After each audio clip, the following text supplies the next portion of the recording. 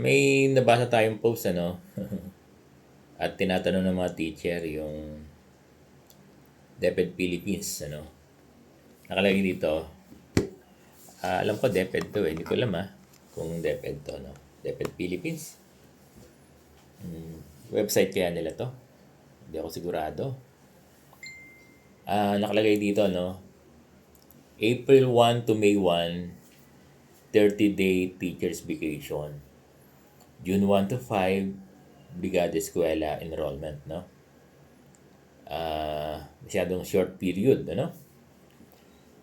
Now, yung June 8, 2026 is opening school year. Oo. Yan yung may DTR. Tapos yung from April 1 to June 7, wala pang DTR yan. Pero, nire-require tayo sa Brigada Eskwela, of course. Pwede natin i-require yung mga guro natin sa Brigada Eskwela, tapos sa enrollment period, at kung magkakaroon ng National Learning Camp, yung ibang mga guro ay nire-require natin para magturo doon sa National Learning Camp. Pero still, consistent ako sa sinasabi ko na kung ayaw ng guro umattend, nasa inyo yan. Hindi naman kayo absent. Kasi may nagtatanong, Sir Bong, April 1 to May 1, yun lang po ba ang bakasyon namin? Tapos, nabubulol ako. After po ba ng May 1 ay talagang required na kami mag-report? Hindi naman. Oo. Unless kung may mga kung may mga urgent things to do, yung mga guro. 'Di ba? Na hindi maiiwasan. Oo, na dapat pumunta kayo ng school.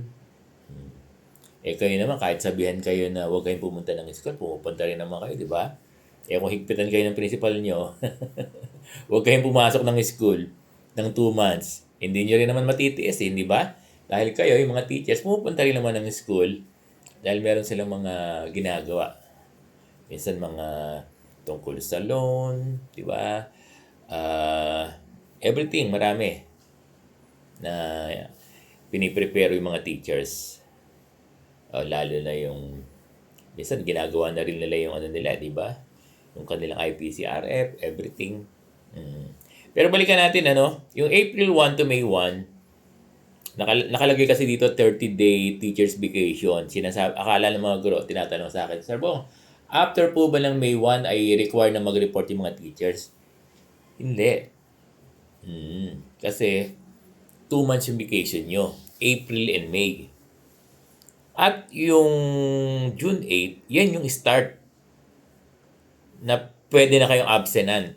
Oo. Pag hindi kayo pumasok ng starting June 8, yan na, absent na kayo sa DTR.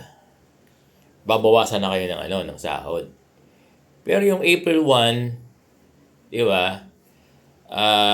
The entire April and May, 2 months yan, walang DTR yan. Bakasyon pa rin yan actually. Kaya lang, may mga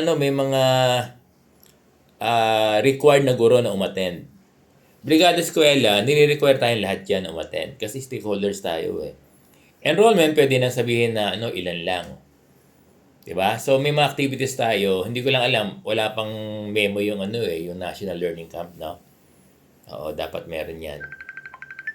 So, naintindihan ba ng ating mga guro?